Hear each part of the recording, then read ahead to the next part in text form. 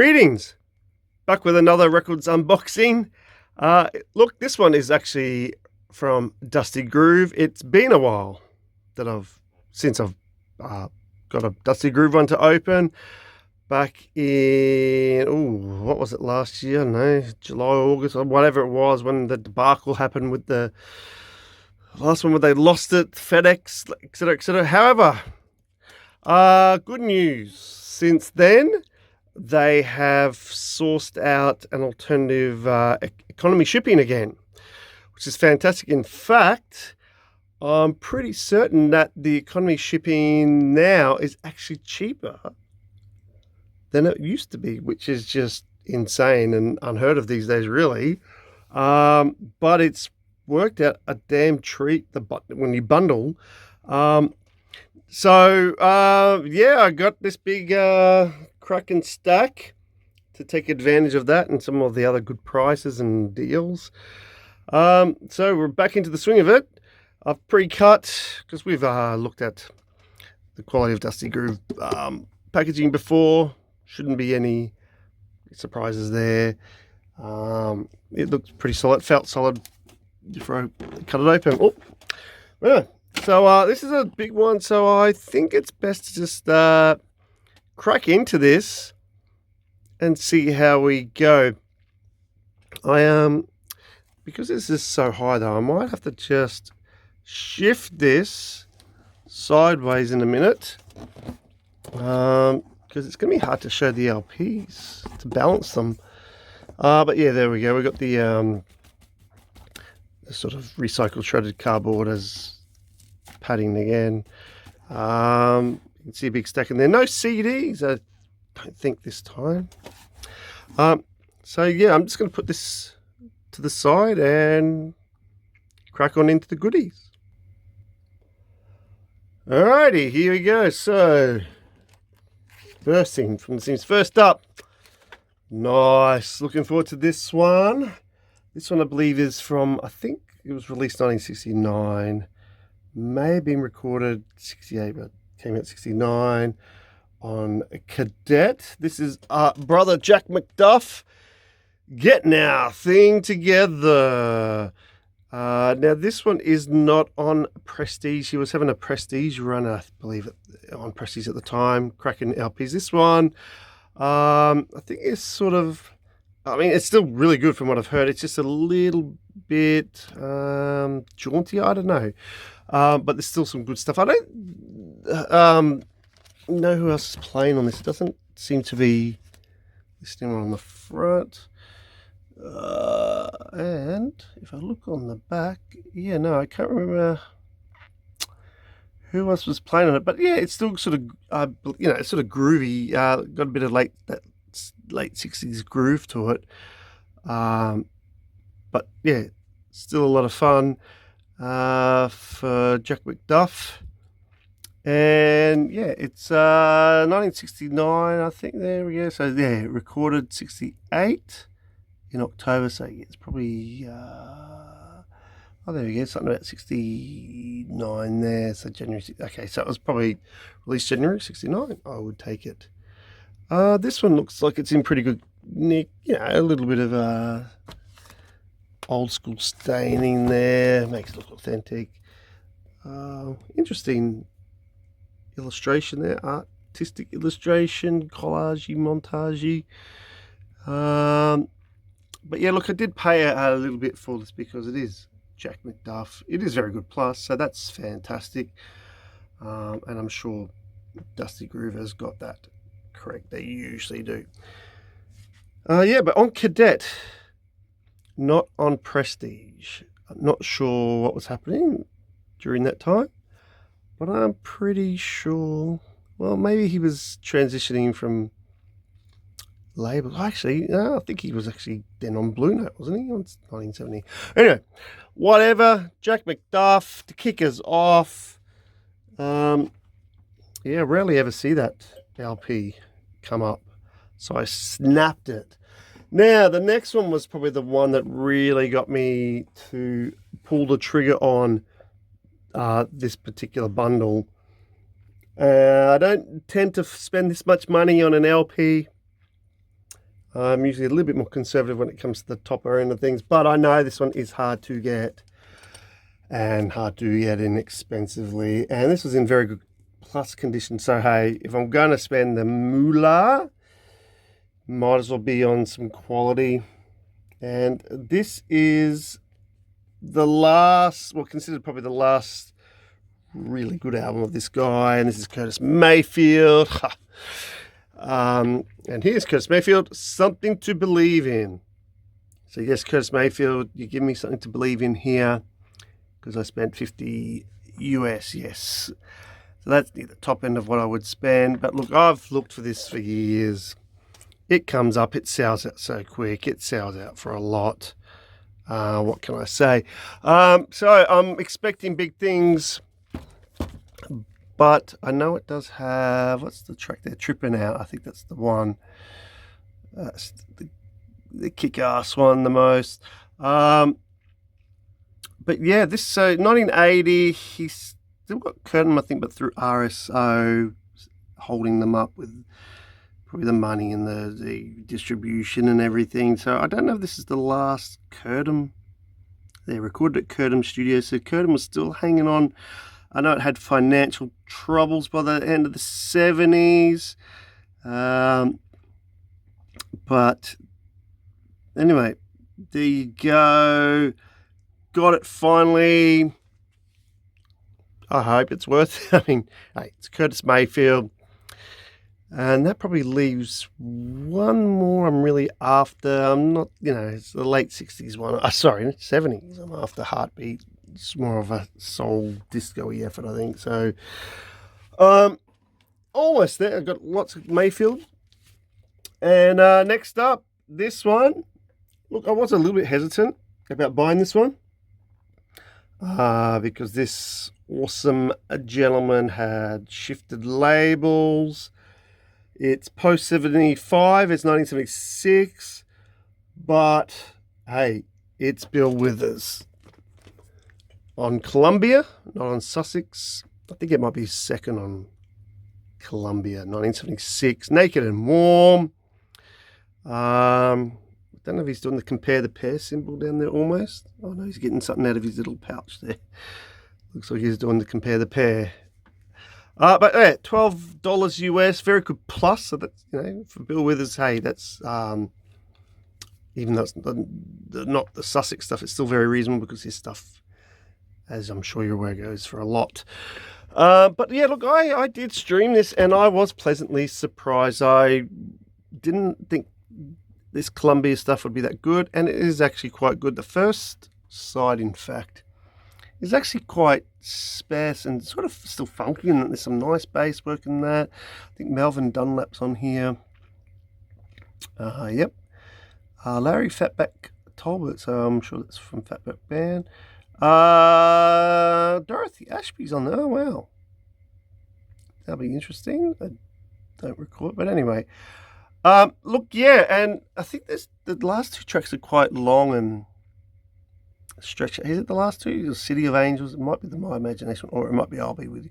But anyway, two of those tracks on side two. They're not bad. Like, I think it's that If I Didn't Mean You Well, and maybe the My Imagination one that sounds a little bit more like trying to be the singles. I'm not sure, but they just have that little bit more edge. But look, I'm going to admit, I was pleasantly surprised by that and happy to now have that in my collection. And for a decent price and a good condition. Next one. This one I think is from about 1970. Am I pushing it too far? Around that, maybe 69, maybe 71. But let's get some Baroque vocalese in with Rotary Connection with Aladdin, I believe. Yep. And look, I did go for the very good. I don't normally go down to very good much these days, but hey, I thought I'll take a crack at it for $10. It might be better than very good. I just think that looking there is a gatefold, so I might just try to have a bit of a quick open and squeeze. think the record have kept out, which is nice. It's for transport's sake. Yep, except it needs to be in plastic, people. But anyway, does it say what year there? No. Cadet concept. Yeah, and does it say there maybe? In their fancy writing, their fancy font. No, I cannot see. Yeah. But anyway, I'm sure this is going to have some great value. I'm pretty sure Mini Ripperton is still there. Oh, that's a big image there. Yeah, look, that just needs a bit of glue. That's no drama. Oh, colour the original insert in there as well. Tasty. Now we've got a gatefold here, like a Unipack one or whatever they call it. Maybe I'll forget. And there we go. That's what the gatefold. Oops, I'll just move that. That's what the gatefold is all about. Yeah. But kooky. Yeah. So yeah, this will have some nice experimental sort of baroque kind of stuff on there, which is fine by me. I'm sure Charles Stepney. Actually, I didn't. Sorry, I'm just going to go back and check his Charles Stepney name. Was he in that? Charles Stepney as like producer or whatever? I'm not sure. Was he still there at the time? Oh, there we go. Sorry, mother. Oh, yeah. And Marshall Chess from Chess Records, because this is a subsidiary. And yes, Charles Stepney is still all over this. There we go. I wonder if Phil Upchurch was still there too. On guitar, possibly bass as well. Alright, well anyway, that adds to my rotary connection. I think I've got 3 rotaries now. I think, yeah. Which is nice to have. Early Mini. Alright, next, this one is a brand new reissue. I was really happy with this because this came down in price. So I still paid a bit, but not as much as it originally was for a really nice We Want Sounds reissue. And that is Harold Land's Damisi, or Damisi, I'm not sure how to pronounce, from 1972, I think. Have a look there, yeah, I think it's their first ever vinyl reissue, yeah.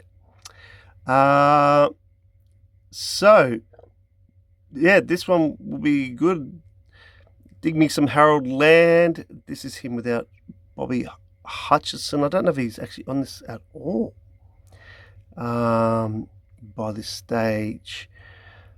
But, so we've got original gatefold artwork featuring unissued session photos. Ooh. And two-page insert with liner notes. Very nice. Remastered by Color Sound Studio. Yeah, so it's in that mainstream record series where they had all the shapes. Oh, sorry, I should have gone back to that. Yeah, where they had like the white border, the white background with the portraits in these different shapes for each of the artists. There's a whole series of those. I think this might be my first I've bought. I feel like I've bought them before because they've been in my watch list, some of them. But they're starting to get hard to come by, the originals, in for a decent price. However, this one came down to 20 US from 36 or something, plus the post. So we've got Leon Chancellor, Buster Williams, Bill Henderson, Oscar Brashear, Harold Land. Yay, I won't open it now, I'd love to.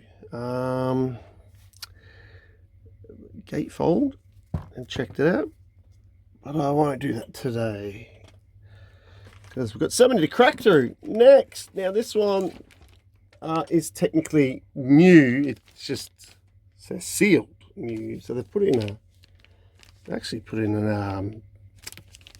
plastic sleeve, but it's actually sealed, so I don't know. I don't get it.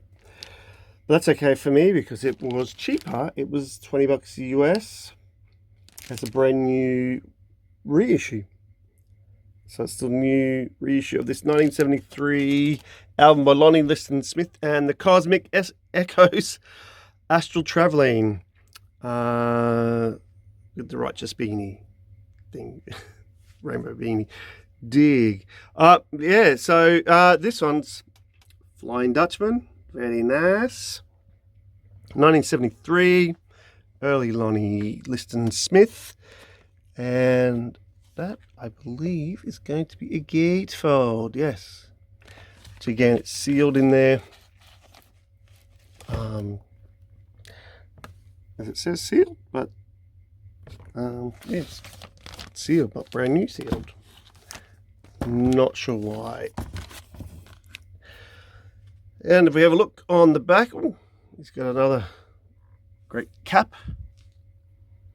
Yeah, this will be some nice, I don't want to say acid jazz, but you know what I mean. Jazz fusion, spiritual inclinations. Oh, there you go, licensed to Ace Records. They always do good stuff in terms of reissues, made in the EU. They are based in the UK, Ace Records. So yeah, that's getting up my Lonnie Liston Smith collection even more. So I've got a couple of the key ones to get. I think 2 more sort of the mid-70s ones to get. Alrighty, next. Oh, okay. This one, bit of an oddity in a way, coming from I think 1974. I'm not sure how many LPs these guys had beforehand, at least 2, maybe 3, maybe even more. From San Francisco, we have Cold Blood and Thriller before Michael Jackson. Nearly 10 years before, maybe 10 years. Quite a striking cover, simplistic but striking, I like. You know, you sort of blue-eyed soul, funky stuff, jazzy stuff, but you know, they're actually quite an accomplished band, and the singer, I just forgot her name, but she's actually, yeah, she's got quite a good voice. It's kind of like, it's almost Janis Joplin-y, but maybe just not as gruff. But yeah, so this one from 74, so they're starting to evolve a bit, I think, their sound. They may have changed a few players along the way. That one says, sorry, 1973 it says there. My bad, I thought it was 74, but anyway. Yeah, look, I had a listen. This is pretty good. And not too expensive, like $8 US. It is very good, but again, I rarely ever see this. Don't even think I've seen this in Australia. So, yeah, I'll give Cold Blood another go for $8 US. All right, now kicking on. Another reissue, another one that came down in price from the Jazz Dispensary Top Shelf series. And I've got a couple of, which has been really, reliable and great sounding, quiet vinyl. And this one is the classic by, I don't know if he's just considered as a producer, but I know he plays as well, but I think he sort of takes more of a producer role. That is David Axelrod with Heavy Axe, with quite an iconic cover there. And yeah, I sort of think it's more of a producer kind of role for him, where he brings people in, orchestrates it or something. I think, what does he play? Does he play keys? I might be wrong. Let's have a look in here. There he is in his nice little lumberjack shirt, keeping nice and warm there in the forest with his axe. But yeah, this is pretty cool. A little bit different and a little bit experimental, but it's 1974, I believe. Oh, look, there's Oscar Brashear again. We've got George Bohannon, I should say, on trombone. George Duke, there we go, which is pretty damn cool. We've got Rudy Copeland, the Stevie Wonder look-alike, sound like, I would say. If you know Rudy Copeland, you know what I know, what I mean. And we've got Johnny Guitar Watson as well. We've got King Harrison. So there's some known peoples there. Oh, Stephanie Spurrell. I forget how to say it. Guest soloists, Cannibal Adderley, Gene Ammons. Here we go. That's very nice. But anyway, all keyboard and ARP synthesized by George Duke. Anyway, yeah, I've seen this record for years and years, and it came back, and then it was too much. As you can see here, it's marked as list 29 new, yeah, basically 29 new, so down to 20. And we got pressed on 180 gram vinyl at RTI. Oh, look, there's Kevin Gray. Mastering, So, no doubt that's going to be an awesome investment, hopefully, in terms of for my ears. And must have been originally on Fantasy there. Okay, well, there we go. David Axelrod. Now, next up, this one is probably more based on, just for the collection. It was cheap. Knew what to expect with this. Great player, but this is probably more pedestrian, adult contemporary kind of late 70s thing from Stanley Torrentine. Betcha. It does say Betcha under there. Betcha. Look, $2 US. So plus post, plus conversion, we'll go under $10 Australian. What do? You buy it, especially when it's in very good condition. Look, I do know this album. It's kind of up-tempo, breezy enough. Late 70s stuff that he was putting out at the time, particularly on Fantasy. This one is on Elektra. So yeah, it's inoffensive background kind of music, nice in the background, keep you happy, but nothing challenging here, nothing extraordinary. He just it sounds effortless if that makes it, when you hear him play. Look, he plays really well, but he's just playing stuff that's effortless. It's like he came in, did his chops, went. So nothing too much to talk home about on this. It is not essential. This is for the collection. But that's not to dismiss it totally. Just nothing I'd get too excited about. But we do have some nice players on there. We've got James Gadsden on there, David T. Walker, Wawa Watson, Lee Ritenour. So, Eddie Bongo Brown.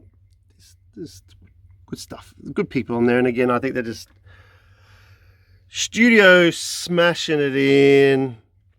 Do a great job. Walk out. But yeah, look, $2 US. The next one, though, I do have this on CD.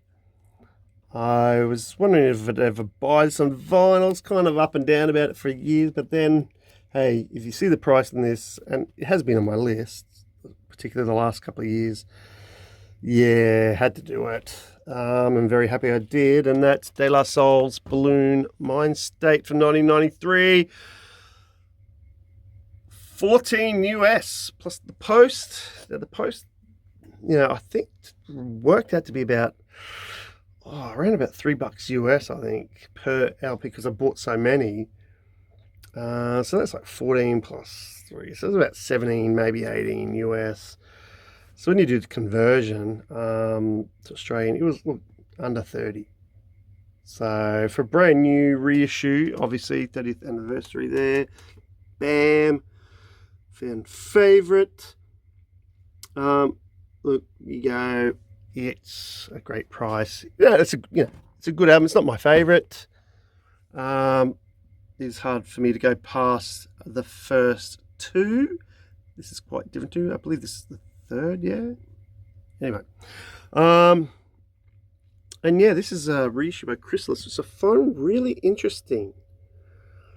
That Chrysalis is doing it.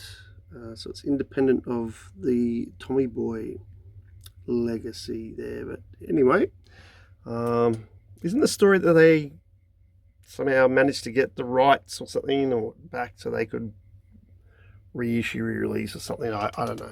Might be that. They probably then had to get clearances and all that stuff, sample clearances and blah, blah, blah. But anyway, kicking it. Brand new. Yay, hey.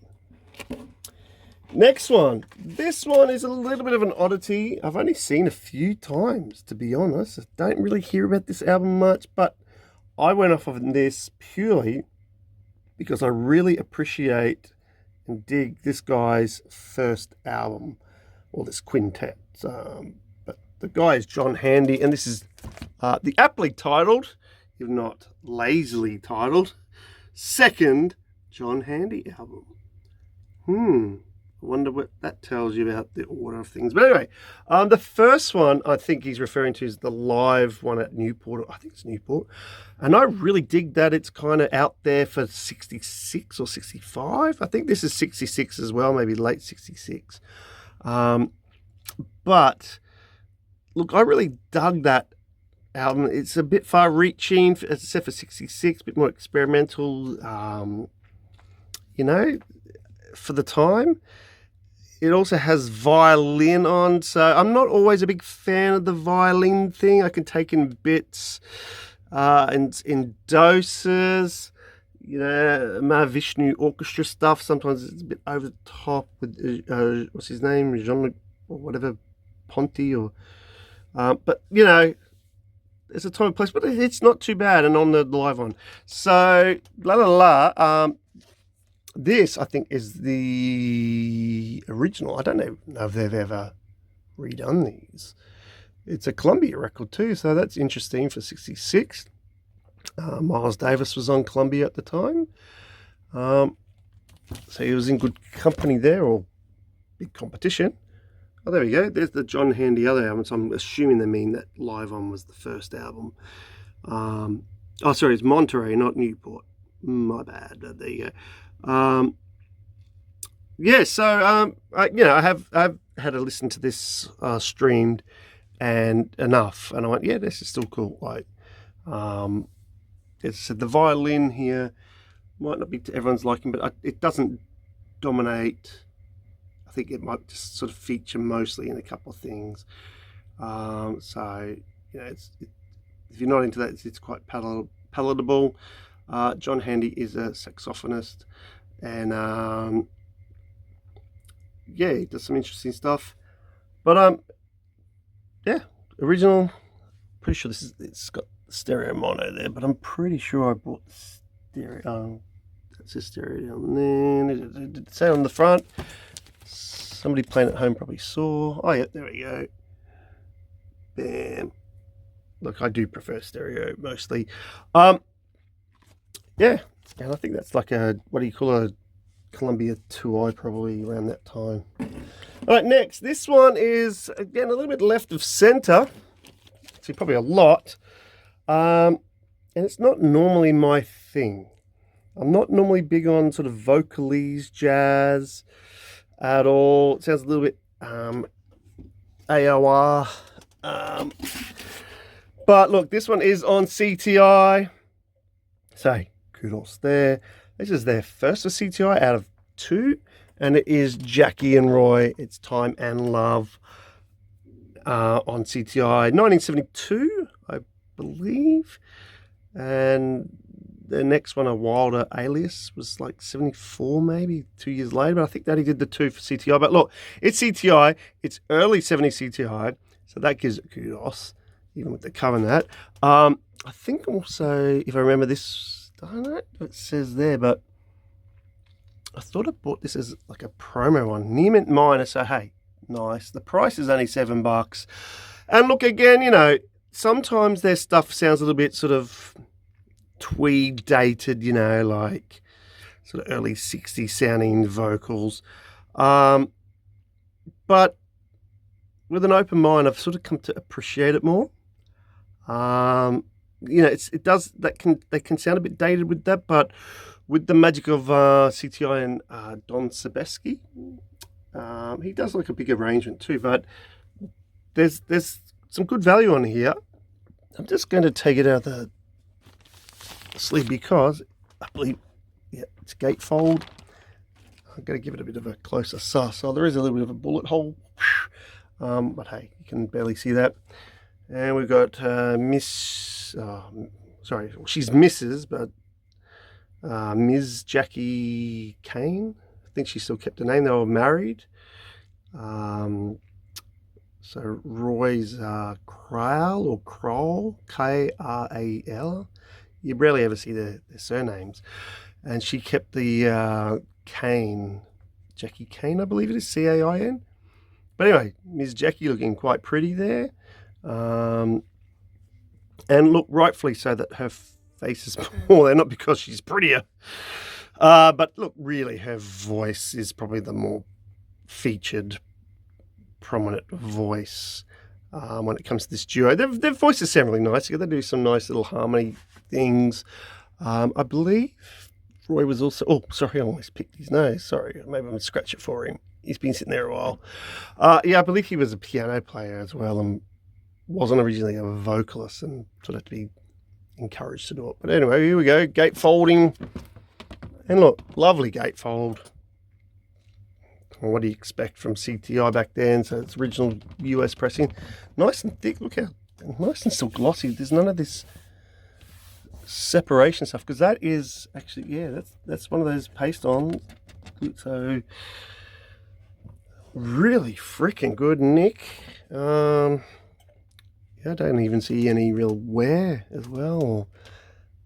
Slightest bit of detachment of the laminating, but really tasty Nick for look, 72.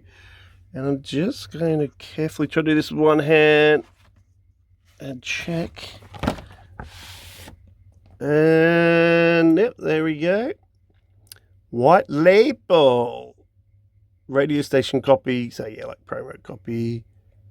So that's nice and tasty as well, I must say. But anyway, so that's my CTI Jackie and Roy done.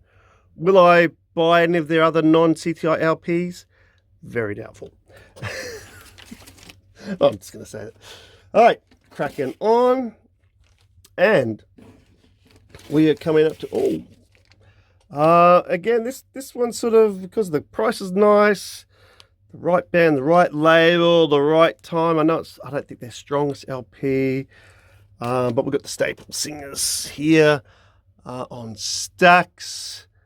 Very good condition. Again, I went because it's Stax. It was $10. Very good. I'll do very good, and I'm going to guarantee it's probably going to be better than very good. Probably more like very good plus once I have a clean up. And what's this one called? Swinging Staples or something? Staple Swing. It's written right there. Staple Swingers, which just sounds a bit wrong if you take it out of context and have your mind in the gutter. We are talking about some gospel church people here, so I'm sure it's got nothing to do with it. Staple Swing, there's maybe, swinging like jazz. But yeah, the year, I think it's about 1969, possibly 1970. I thought it just predated 70. Let me just see if it's got anything here. No, it's just got usual suspect stuff, I think, on there. Sure, what's his name? Bell is all over this. No, I don't see much muscle shots. Okay. Oh, we've got the Barcays. There you go. I forgot about that. I think that was one of the things that also helped me pull the trigger when the Barcays are on here. But yeah, I don't think it's got any of their big hits that came a little bit later. And it might still be a bit more gospel reflected. But your Stax is the Staple Singers. Hey, this is the late 60s, early 70s. There'll be value in that. Next up, this one is also, this one's a reissue, but is apparently one that was cheaper because it says sealed. From the Blue Note 80 edition. And this is from 1965, I think. Larry Young. Into Something. And we've got Sam Rivers, Grant Green, Elvin Jones. Come on. I mean, kicking. Yeah, so nice Blue Note reissue, 180 gram from the original analog tapes from the 80th anniversary series. It's got a few of those now. And it is Larry Young doing his thing on Blue Note mid-60s with the OG looking cover in blue, and that's great. But yeah, newish reissue, brand new, made in Germany. Nice. All right. So we'll get some nice post-bop modernist jazz with Larry Young on, I'd say he's probably just an organ. All right, this one, again, it's probably more so I get one for the collection. Look, it is mid-70s, I believe 1974. From memory, it would have been this artist's first one, though, I think, for fantasy. I did mention him before because it's Stanley Turrentine. This is Pieces of Dreams. I don't know if he recorded at the same time as on CTO. I think he just left CTO and they still had some of his back catalogue recordings that they kept releasing at the same time or around the same time. And I'm pretty sure this was his first for fantasy. Don't hold me to that. Look, the thing is about this, I've put this one off for years and always waited for it to be inexpensive, as you can see. And it's even got the markdown sticker. That was actually cheaper again. I bought it. Near minus again. So look, $3 are practically brand new in a way for Stanley Turrentine. But the thing is, it is a bit orchestral in sense. I think there's too many strings. What's his name?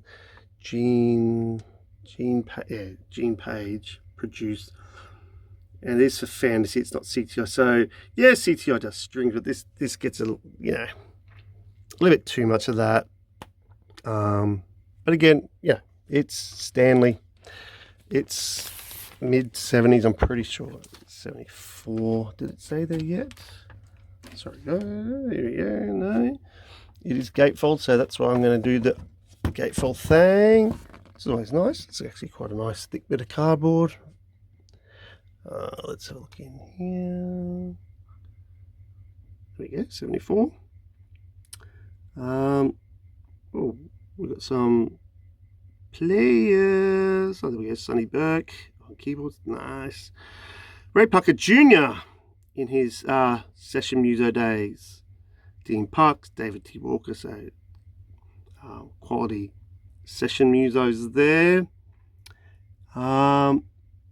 Gary Coleman, I don't think they mean different strokes. What you doing about Willis? Gary Coleman, even though, ironic, it says Willis right there. What tangent am I going on? But anyway, yeah, so look, it's a little bit sweetened, I think, but hey, one for the collection. I'm okay with that for $3 US.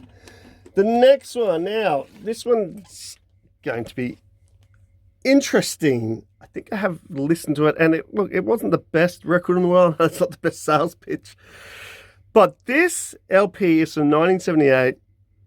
It's still sealed. So, and I've seen that Dusty Groove been selling a number of these over time. Like they dig one of these out every now and again, and it's always sealed and it's always a low price. And in fact, this one, I think they marked down again to $5 US, and that's Sky Music by Mike Mandel. Now, it's kind of fusion-y, but sort of, I think, a bit more sleeked up, because it is 78. Mike Mandel, though, probably best known for his work with Larry Coryell and 11th House. I really enjoyed his stuff on there with Alfonso Mouzon. Kicking stuff. So that's him, the keyboard player, keys. But yeah, I just know this one, it gets a little bit slicked up because it is 78. Oh, look at that though. Is that just worth $5 there for that photo? You got to admit, that's authentic, eh? Look at that synth. Nice. But yeah, there you go. So recorded 78. So I'm assuming that was probably released 78. I'm pretty sure off the top of my head it might say down there, but yeah, there you go. Vanguard recording. So it is a Vanguard record. And 11th House, I believe we're on Vanguard, maybe. Yeah. And Larry at some stage. But anyway, yeah, look, there's there'll be enough value in there for $5 US for sure. You can see some of the players of those key ones coming up in the late, mostly post 75. Recordings around Columbia and probably Tappanzee and all those sorts of things. Dave Samble, or as David Samble, RIP not long ago. But who else we got? Steve Kahn, William Bascom on bass, John Lee. So these are starting to become those names you see on a lot of these sessions at that time. Oh, there's John Faddis on trumpet, who was on a lot of stuff. I believe even CTI stuff. So yeah. Look, $5 still sealed. So it's basically like I bought this in 1978. The $5 price that probably tells you, exactly how sought after this is, which is not that much. Unfortunately, for a guy who did some killer stuff. All right, next up. Okay, this one is definitely for the collection. It cost me 99 cents US plus post. It's one of the cheapest I've got, and that was for very good plus condition. It is a Kudu record though, so I had to get it. Kudu, and it's got a great cover of a hippo in sunglasses. Yes, it's Dave Matthews with Whirlwind, Shuggy Wanna Boogie. Shuggy Wanna Boogie. Dave Matthews at his, disco twee best. Unfortunately, Dave Matthews, who worked with James Brown and Killer Stuff a couple of years earlier. But yeah, look, this is purely for the collection for $1. I'd buy that for $1. All right. But look, the thing is the players too. That's the thing. I'm pretty sure there's some really good players on here, if I remember from the top of my head. Grolnick, okay, Barry Miles, he starts to turn up around this time a fair bit. Anthony Jackson, great session bass player. Andy Newmark, after Sly and the Family Stone's Fresh, and then took off from there. Steve Kahn again. We've got the Brecker Brothers. Ronnie Cuba, he turns up a lot at that time. So we've got all those players that turn up. Oh, look, Joe Farrell. Joe Farrell. So it's just really hard to accept that this album is not that great. Oh, look, Fred Wesley. Trombone. What the? Well, I suppose that's through Dave Matthews. The connection there with James Brown. There's more Fred Wesley on there.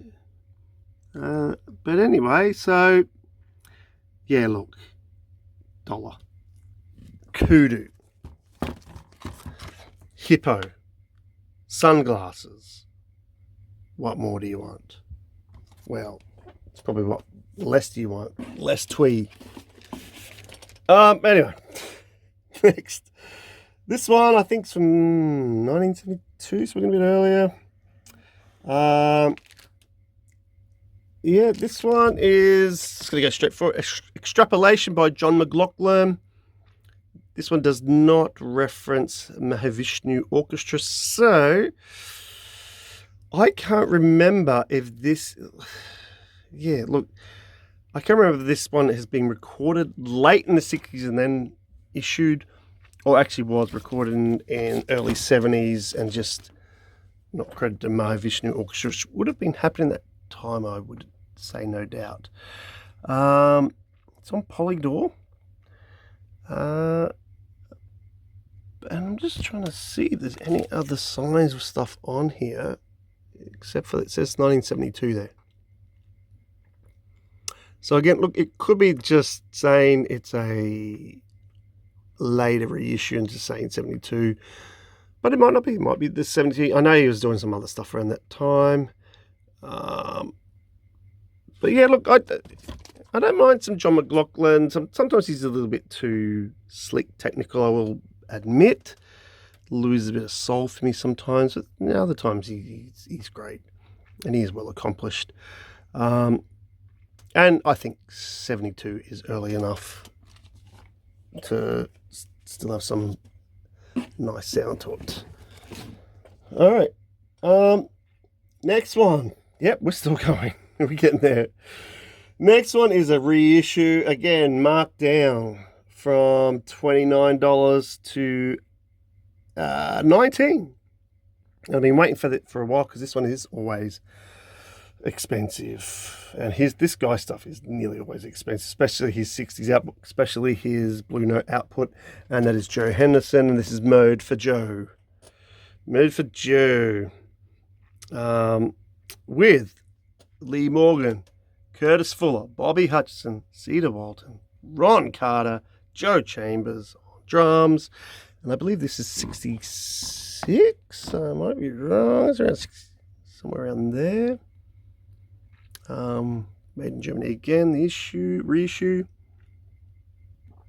Showing these other ones there. Just trying to see down here if it's going to tell me. Yeah, 66. And I like that it's got the original advertising of his, page one, in and out, and in Urge over there. Yeah, look, Joe Henderson, hey, I mean, so cool. He's very consistent, particularly his 60s output. And even some of his 70s. But yeah, what a killer lineup there with Lee Morgan on there. And, do love me some Curtis Fuller when he's kicking in with trombone. Bobby Hutcherson, I mean, geez, And the others. Awesome. And on Blue Note. 180 Kramer and Kevin Gray again. So, hey, cracking price, 19 US plus a bit of post.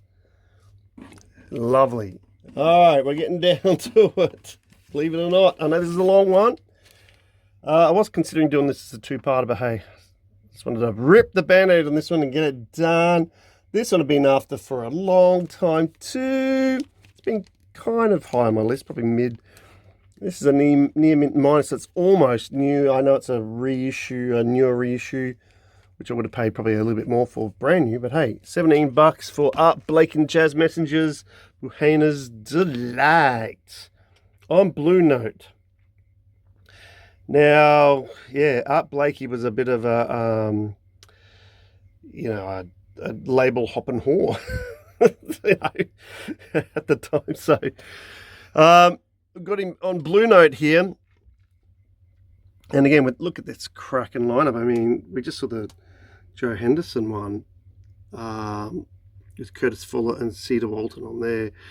We've also got Freddie Hubbard on this one. So Lee Morgan's left the Messengers for his solo stuff mostly.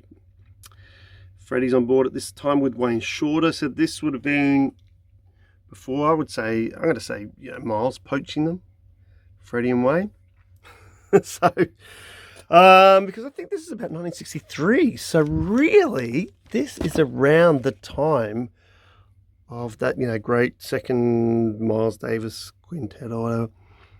But they're here, two of them, with Cedar Walton, Jamie Merritt on bass, and obviously Art on drums kicking it. But yeah, reissue again. I'm not sure, it might be the Blue Note 80. It just doesn't have the hype stickers because someone's bought it, opened it, listened to it being a tool and going, I don't like it. Got rid of it, and hopefully you haven't wrecked it for near mint minus. Let's just have a look. Yeah, 1963. So if you see that year, oh yeah, there we go. Blue Note Records 2020. Originally 63. So, you know, cracking time. More Art Blakey goodness. Never disappoints. Alrighty.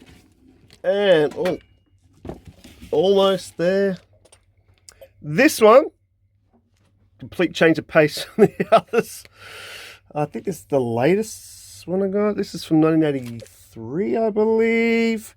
It's probably the last. Well, I've got one more of these guys to get, but this will probably be the later one I ever get, 83. I'm not going to go past 83. This is even pushing a bit, especially when you see the cowboy hats of Gap Band. There's Gap Band 5.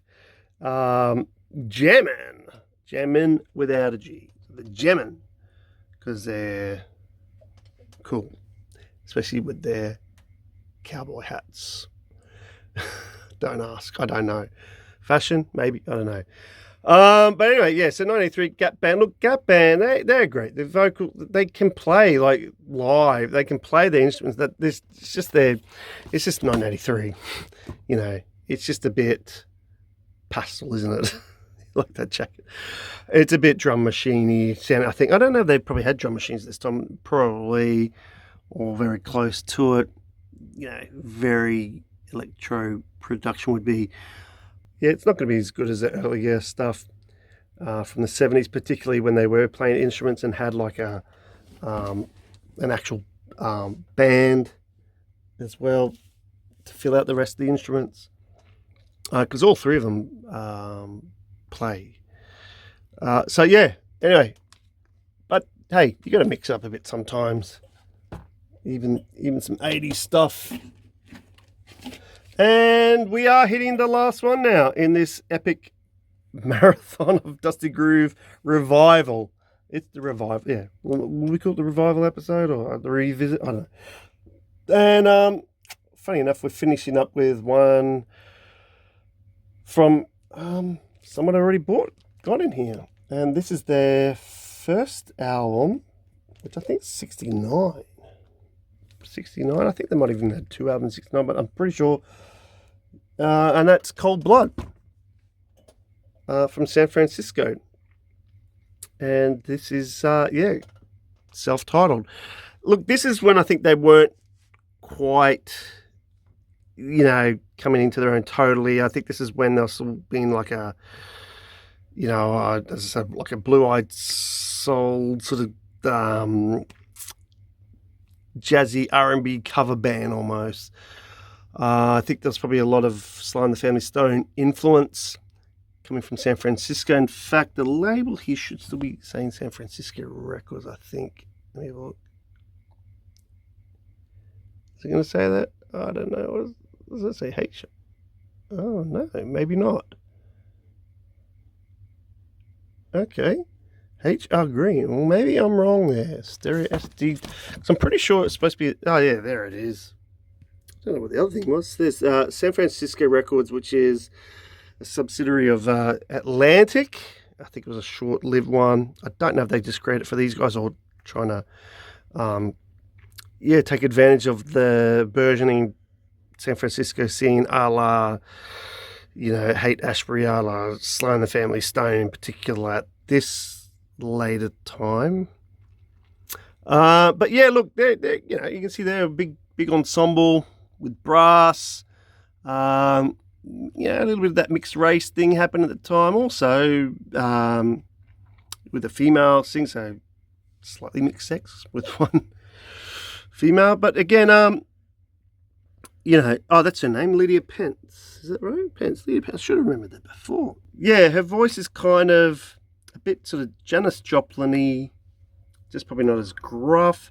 Kind of a bit like a white Tina Turner or something. I don't know, something around there. But she's still quite good, you know, like got quite a strong voice. This one though, I think it's got a lot of cover songs on because it's early, and probably like they were gigging around, forging themselves as a band and trying to get their name out. Because you can see here we've got a Porter and Hayes song here. You got my Herman. We got what else we got on here? I'm pretty sure. There we go. I'm a Good Woman. That's a cover. I Just Want to Make Love to You, cover, Willie Dixon. So I don't know if any of these are their own. I can't recall the other ones, but I'm pretty sure most of them are just sort of like covers, interpretations. But still some good value there. But anyway, enough from me. I'm just so happy Dusty Groove is back and is very reasonable and can get some good value. And look, they are still getting the stuff. They are still decent prices, They are still marking stuff down when they feel they need to keep the stock rotating and not being stagnant. Back to being reliable. There was no problems. In fact, I got this, even though it was economy, I think I got it within like 2 weeks from America to Australia. So that's just extraordinary. In fact, I got it quicker than when they were on FedEx Express. But we won't pick that healing scab anymore. Alrighty. Hope you enjoyed. Until next time, see ya.